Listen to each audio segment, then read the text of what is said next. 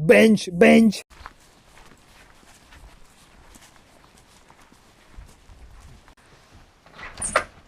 Hey, morning. Hi.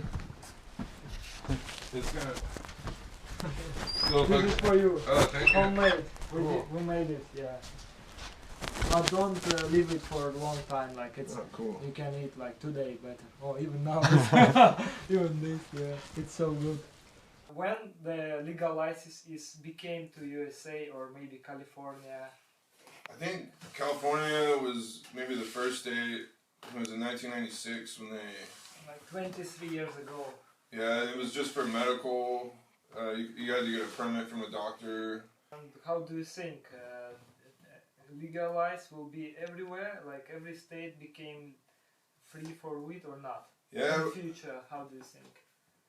Well, to become legal, it would have to be a federal law. Like for the, basically, right now, Donald Trump would have to vote to legalize marijuana to make it federally legal in every state. Right now, each state can decide if they want it to legalize it completely or to legalize it just for medicinal use. And I don't know how many, but a lot of different states, maybe over half of the states, have legalized it for medical use, and there's a lot of states that have legalized it, like California, for recreational use. Like how many bushes one person can have? Well, it's kind of, here it's kind of hard to say. The sheriff kind of just decides based on how big they are. If they think you're making, too much money, then they'll come. And it used to be they counted the plants, no matter if they were small or big, and you could have 99 plants. 99 plants. Yeah, and you could have them spread out over an acre or more. And now it's different. With some of the permits, they allow you to grow as many plants in a certain size area. They don't really count the plants that much. It's a little bit complicated because not just in California, not each city, but each county, you had to pay the sheriff directly. Okay, to police. Yeah, right to the police Okay. in cash, in a paper bag. Okay, for example, if you grow too much weed and some police caught you, what will happen? It depends. Now what they do here is they just come out and they put a letter on your gate that says that you have too much marijuana and you have to cut it all down. Okay. And then they give you 1 month to do that, and if you don't do that, then they start to fine you, like usually $1,000 for every day that you have the plants there. And it's it's illegal, right? It's kind of corruption. yeah, it's a type of corruption. Okay. And in Alaska, you said people can grow like endless amount of weed. Right? Yeah, I don't know all the specifics of the laws there, but in Alaska, if you own land, the government there lets you do anything that you want on the land. It's kind of one of the things that people like about Alaska is, it's really a free place. You still have to get a permit to grow weed, and they probably would make you cut the plants down if you didn't have the right permit, but the permits allow you to do a lot more, and there's less rules about, the specific details of, how many plants and how big it can be. I think it's a little bit more vague in Alaska. In California, they want to know every single detail about everything. Okay. So how you became part of weed? Mostly I just started selling weed. I'd never seen weed grown in California until I was maybe 19 years old. All the weed that I would get came from Mexico. They would grow it in Mexico and then press it into bricks and smuggle it into the United States. Okay. And so I used to buy kilos of Mexican, we call it brick weed, and they would smuggle it different ways, and I started selling that probably when I was 14. It was like cheaper to buy weed from Mexico and spread it, or cheaper buy local weed, or doesn't matter? It was cheap. It was cheaper. There wasn't that many people that were growing weed, and the weed they would grow here, they would just smoke it themselves mostly. So the Mexican weed was cheaper and it was everywhere. You know, they were bringing up, you know, whole truckloads of it. So it was kind of the most common weed that we'd find, and it was easy to make money selling it. Cool. So first time you was like 18, you tried weed? Or? I tried weed for the first time when I was 14. 14, okay. And the first time I tried weed that was grown in California, like some really good, like outdoor California weed, I think I was 18 or 19. And I couldn't believe what it looked like. It looked like something like from outer space. The Mexican weed was usually darker colored and was pressed into a brick, so the buds were totally flat. So like you smoke weed already like 20 years or something? In my life? Yeah. Oh yeah, 20, yeah, almost 26 years. Okay. I was smoking weed. No addiction, yeah? I don't know. How do you think weed is drug or not? Like. I don't think so. I don't know if you could use the same terminology. Even though I do smoke weed every day, you don't have a physical addiction to weed like you would with alcohol or other like hard drugs, cigarettes. I know quitting smoking cigarettes was pretty difficult. I think, you know, I can go without weed for a few days and it's not a problem, but when I was smoking cigarettes, I would go crazy after just one day without a cigarette. How do you think people in California, like, I mean, generally smoke weed more or drink alcohol more? What is more popular, you know, like more common for people? How do you think? I mean, weed is pretty common. Alcohol is kind of common, you know, everywhere. It's like almost same, yeah? Yeah, I'd say it's about the same. What about you? What do you prefer more, alcohol or weed? Weed, definitely. Okay. Yeah, if I had to choose, you know, if I was stranded on a desert island, if I could only choose one, I would definitely choose weed. Сейчас, короче, Джо принесет кучу, короче, разного стафа из травы. То есть вчера проходил фестиваль, который называется КАП. Это ежегодный фестиваль марихуаны в Калифорнии. Проходит в городе Санта-Роза. Вот, получается, в середине декабря он проходит уже 15 лет. Там люди, которые занимаются гроверством, короче, продают, рекламируют себя, выставляют новые продукты. Там очень много всего. Я там не был, поэтому я не знаю, что там конкретно. А вот Джо идет, и сейчас он нам покажет, что он привез с выставки. Представляете, выставки травы. The seeds, hash, joints. It's what is that? It's a menu from one of the booths. Oh, they have the patches, body oil, body soak. Booth, what is that booth? It's like a shop? The bombs? No. Oh, the booth. It was at the Emerald Cup. There's different booths. Each company or a few companies will get a booth together. And so this was Satori.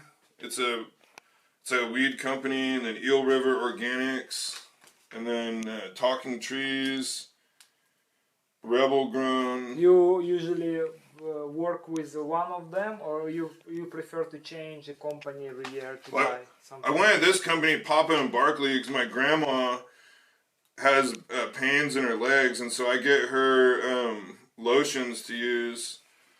And so, like, made from marijuana, they make a lotion, and she uses it like a cream, like lotion, and yeah, she uses it. Feel relief. She uses it on her legs. She has like a disorder where when she sleeps at night, her legs hurt, and so she puts a lotion that absorbs the THC into her skin. And these,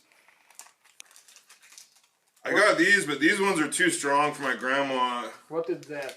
This is like this new thing. It's a cannabis. It's a patch. Patch, like a stick, yeah? Yeah, so it's got 1 part CBD oil and 3 parts THC. Yeah, it's just a patch. You guys want to try one? No. No. But it smells like mint, kind of. Yeah. And actually, like Пахнет как звездочка. They put it on, and then it absorbs the THC like into your skin So like that. right now you used weed? Yeah. So that's Yeah. a weed in there. Woo! You wanna more? Do one more.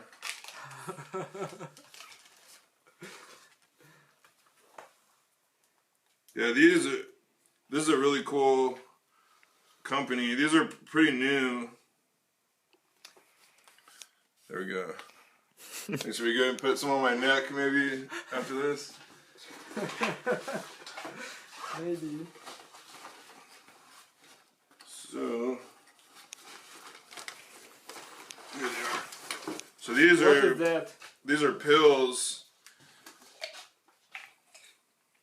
So they're like cannabis. It's basically like a hashish pill with You just swallow and this? yeah.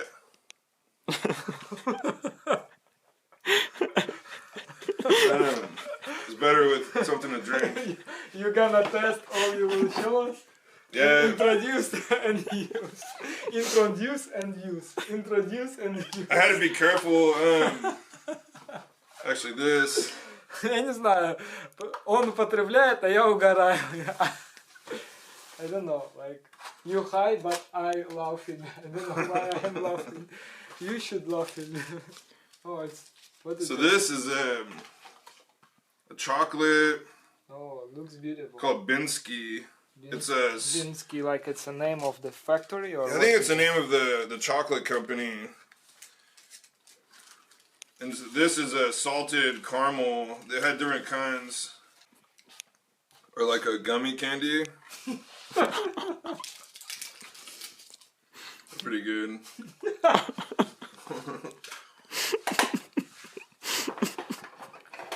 These are my special glasses I got. So it's mean in USA if people want to be high, want to be stoned, but they have a big problems with lungs. Mm-hmm. Yeah, and like they cannot smoke because their lungs are so bad. They can just eat anything and they will be high. Yeah, so it helps if someone doesn't want to smoke, and sometimes even like for medical reasons, but also some people just don't like to smoke. The pills are really cool also. You just eat, you know, like one pill is probably the same as smoking a joint. Oh, okay, so You know, it's strong. It takes a longer, it's a different, when you smoke it, it goes into your bloodstream really fast. With these kind of ways, it takes sometimes an hour or two to go into your body.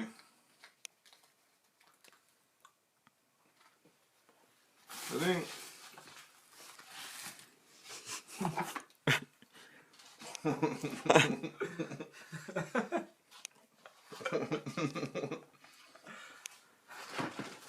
People use cocaine, heroin instead of weed, right? Like, why you choose weed? Yeah, I mean, I can still function in my everyday life, and, you know, with smoking weed, I think a lot of people that do drugs, you know, it affects their mental health and, you know, your ability to, like, function and, you know, have a job or a way to make money. You know, a lot of drugs, I think, you know, change all of that, but weed, you know, it helps. I think it helps with different, you know, it helps me relax, you know, at the end of the day, but also helps me keep my focus and concentration when I'm working. And I don't know, I think it definitely has improved my life. And I think, yeah, I don't know, I think a lot of drugs, you know, people. I heard that weed is like a kind of medicine, like it can cure the cancer or something. Is it right? What is it? Yeah, it can't cure cancer, but there is the CBD, which is one of the cannabinoids. There's a few different cannabinoids within like the cannabis plant. The one chemical that absorbs into people's body, it's the most common one, is THC. Is like what gets you high, but there's another cannabinoid called CBD that chemical by itself is legalized federally in the whole United States. And they've done research that it can't cure cancer, but it can help prevent certain types of cancer from forming. And I don't know too much about the science, but there's some things that they know more about, like for epilepsy in children. There's children that have really bad seizures all throughout the day, and by using cannabis, it relaxes the muscles in their body and helps them from having seizures. It helps people that have already had cancer, that have chemotherapy, and they lose their appetite. The THC increases your appetite, so people that are in the hospital can eat food and stay healthy. So there's a few things like that for helping people sleep, helping with anxiety, helping with pain, you know, so people don't get addicted to like opiate pills, which sometimes are necessary, but sometimes, you know, if someone had a surgery, weed can help them use less, you know, opiate pain medicine or avoid using it at all. Good and sad. Yeah. So let's change the mood. Like, Yeah. what about what kind of music do you like, especially when you smoke? Can you call some, I don't know, artist or type of music or something? I listen to a lot of punk rock music and a lot of reggae music. When you hike, you like to listen punk rock? Yeah, I listen to some pretty crazy punk rock, a lot of hardcore bands. For example, a couple of them. Like, Slapshot, Sheer Terror. Two bands I really like. American bands, right? They're American. They're from the East Coast, and I listen to a lot of reggae music. I really like a lot of different kinds of reggae music. Nice. What about food? What did you like? Do you like more when you stoned, when you high? Like the most delicious food for you when you smoke? Mexican food. I think in California, everyone's favorite is Mexican food, and yeah, that's what I like to eat the most, whether I'm high or not high. More than sweets. Yeah. Okay, cool. What about movie? Like kind of movies or something, or you have like favorite movie and you watch it again and again when you stoned? Clockwork Orange. Okay. Yeah, I love that movie. And any kind of horror movies, the crazier the better.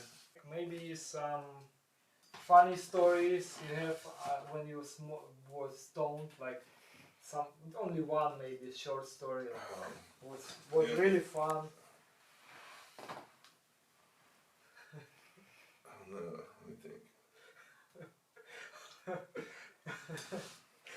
Whole your life is funny story. What would they think like? I don't know. Yeah, growing weed in California is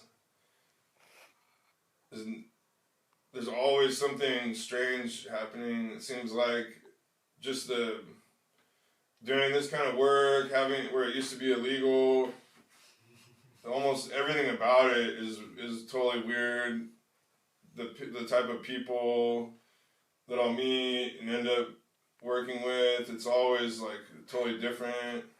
I don't know. It's a strange like profession to be in California. I don't even know where to begin, but it's the whole entire thing is always weird. Everything about it.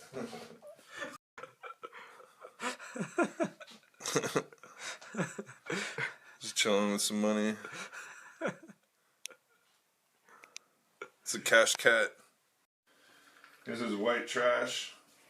White trash. Here's pistol grip. Жесткое название, да, мне кажется? White trash. There's a 9mm. But you can see it's not loaded. Then it's got this like a safety release.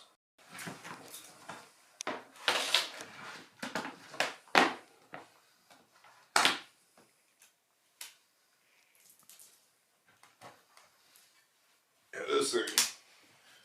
This thing is fucking.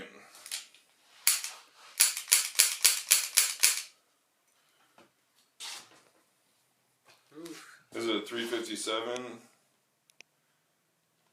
think it's awesome. Magnum. Крутой. That shoots one of these. Wow, so big. Yeah. Oh, it's very hard. Well, you can also go like this. You can pull. You know, you can pull that back.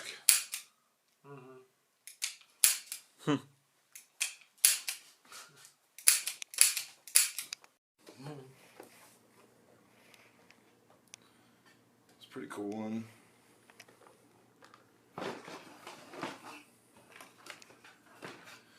Yeah, these are all from like Black Friday. This is like they have sales and the Star Wars toys some days. You bought all this box in Black Friday? Yeah, mostly on the internet. They were selling them for really cheap online. Yeah, you can get them for like half price sometimes. How much cost one toys? Like these were like maybe $10. Mm-hmm. And then these ones are anywhere from like $15 to $20 for the larger. These ones are more detailed. Mm-hmm. Hey, what about jail?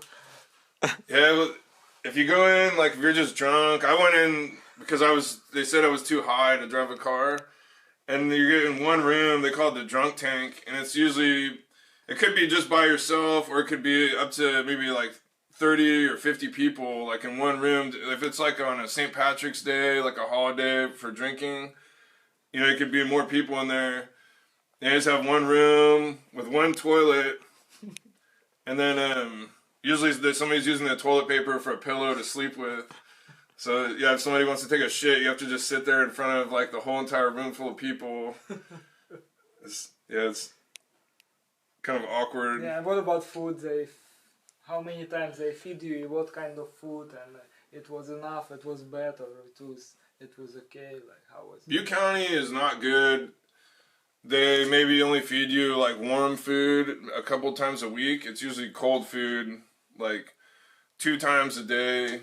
With some kind of made breakfast, like cereal and juice for breakfast, and then, I don't know, just some bread and meat, some chips for lunch and dinner. Not bad, sounds not bad. It's not bad, but in Mendocino, the food is delicious. Like, they have the people in jail, if you're in there for a while, you can get a job in the kitchen. So if there's people that are really good cooks, like when I was there was some really good cooks in the kitchen, and the food was delicious. I miss it. Like it was like gourmet, homemade bread and sauces and like cooked vegetables and. In prison. They're not in prison, jail. In jail. I've never been to prison. You only go to prison if you do something really bad. I've only been to jail just for growing weed, but never for very long. Maybe almost 2 weeks is the longest I was in there, and. Yeah, the food was pretty good in Mendocino. It was boring there, or something new? You met some new people, or you? Yeah, you basically meet a bunch of criminals in there and just talk about like ways to make money once you get out of jail, and then watch TV. So you have a TV there? Yeah, they have a TV that everyone shares, and people sometimes argue and get into fights over what TV show to watch or what movie. Okay. So usually, yeah. You kind of have to find like something that everybody likes. So in jail you have like you have a TV, you have good food. Yeah, well, but you only get to see. There's no windows, so you don't know what time of day it is. They leave the lights on almost the entire night. So there's lights turned on almost 24 hours a day. No windows. And when I was there, I went outside one time in 2 weeks, and you get to go outside for an hour. So that's it. That's it. Yeah, and you kind of lose like touch with, you know, whether it's daytime or nighttime, and they kind of tell you when to sleep, and then they wake you up, and then give you food, and then make you go back to bed, and you kind of. What the schedule is like? What time you must wake up? Well, they were waking us up. I think it was like at 4 a.m, and then you have about 30 minutes to get some food. and eat it and then go back to bed, or you can stay awake for a few more hours, and then they wait, and then there's like, you're in a room with a closed door, so they lock you into the room, they give you food, and then they make you go back to your room and lock you in. The 2 to 3 people, maybe even 4 people in a small room that's about 10 feet by 10 feet with the beds that are on the wall. Yeah, it's... And what time you must go bed? I can't remember. It was... They make you go into your room pretty early at night, and then they leave the lights on for a few more hours, so people will read, you can get books, and... And you have a smartphone there you can have? No. No. Some people have them, though. No, of course. I don't even want to know how they get them in there. They have to stick them inside their body somewhere, so you can only imagine, like... But yeah, people have there's drugs and cigarettes and alcohol and cell phones and anything. In Russia, the people call it something like came in the jail on the rocket. Yeah. And people have a lot of stuff in there, and I don't even want to know where any of it came from. Yeah, so it was not bad, and yeah, like... Yeah, it wasn't, but where I was at, it was for a non-violent drug crime, so everybody in there was mostly for weed and Mendocinos, for different kinds of drugs, and maybe for drinking and driving. But they have the jails and prisons are all separated into different sections. So there's the men and women's sections, and then within each of those, there's people who have committed violent crimes, non-violent crimes, and there's also... If you're just in jail until you go to court, and a lot of times they'll release you, they have a part of the jail that you only stay in temporarily. And if you get sentenced for a longer period of time, they move you to a different part of the jail. And a lot of times they have jobs. They force everyone to work there. So for cleaning, cooking food, doing laundry, cutting the grass, and taking care of the plants outside in the gardens, that's all done by the people in jail. They kind of give everybody a job. And if you have enough money, like you can be free, like how much is it? In movies, in American movies, I always see the moments like, for example, someone stuck in the jail and the friend come in and pay. What's a bail? It's complicated. When you first get arrested, the law says that you're presumed to be innocent and that you're not considered to be guilty of the crime until after you've went through a trial. So once you've completed the trial, then you're guilty, but until then you're assumed to be innocent. And so if you want, depending on how severe the crime was, somebody can pay money, and that will allow you to get out of jail only until your court case happens. And at the court case, a lot of times people don't have jail time, so they just get released anyways. And if you pay the money, you can get released. But if you don't show up to court, they keep all the money. If you show up to court, they give you back all of the money that you basically loaned them, and then they keep just a small percentage just for the fee. The people that do that are private people. They call them bail bondsmen. But it's kind of with some crimes, if you've committed some crimes, you can't get bail. Or they'll set the bail at like $1 million. So, most normal people can't pay, that amount. But sometimes if someone's really rich and they get arrested of a crime and they're able to pay like $1 million bail, they can get out of jail. And sometimes if they're guilty, they can escape. I think there's been a couple of times, where really rich people were able to bail themselves out of jail with a lot of money and then escape to another country that doesn't have extradition. But normally, yeah, if you pay a lawyer, you get a really good lawyer that knows there's little tricks and loopholes that you can get out of whatever crime you committed. And if you pay a lawyer enough money, you can get out of any crime.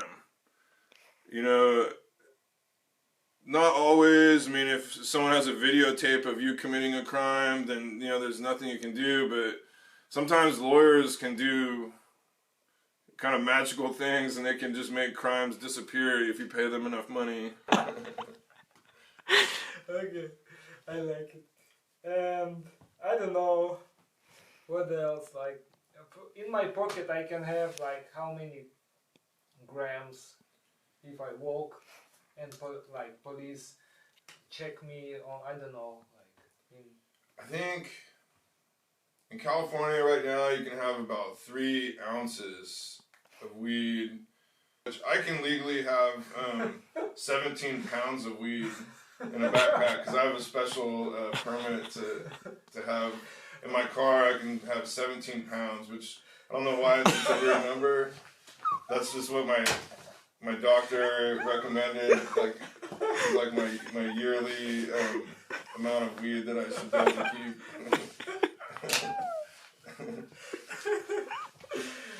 Oh, it's not funny. Why I'm laughing?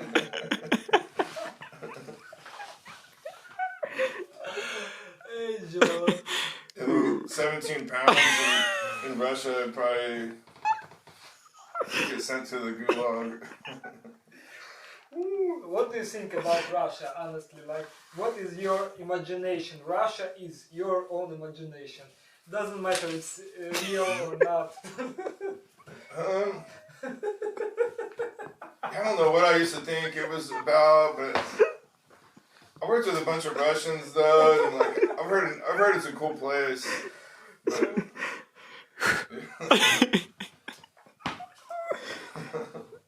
So what is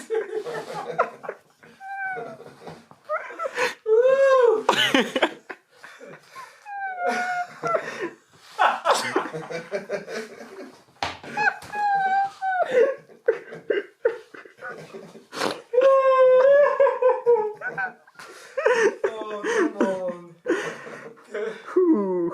Say something in Russia, like some bad word. не пизди. Не пизди?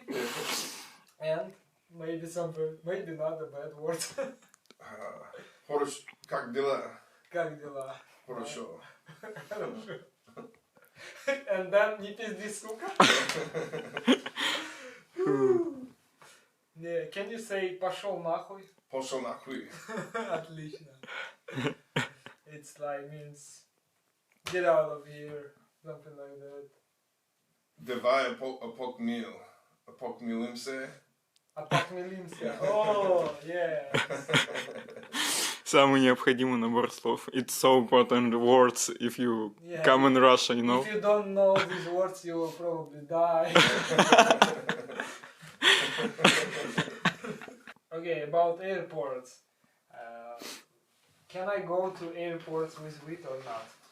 No, because the airport is like a federal building, so it's the people, like the police that work in the building, are from the federal government. So yeah, don't bring any weed into the airport. You're in a lot of trouble. What is your favorite kind of weed, and how many kind of weed exist in on the I don't know. Yeah, and, like, I don't know, in the world, how many types of weed? It's so many. Like, there's probably new ones today. Even like, you know, every day there's like somebody who makes a new strain. Or Okay, what is your favorite kind of weed? Like, I don't know if I could ever pick a favorite. I like all types of weed, I think. Maybe you have like the worst weed, like you don't wanna smoke it. It's you was so sad, or you was so high. I don't know, too much high, or you felt like you was so paranoid. I mean, does it exist like kind of weed? You said, oh fuck, I don't want to smoke this kind of weed.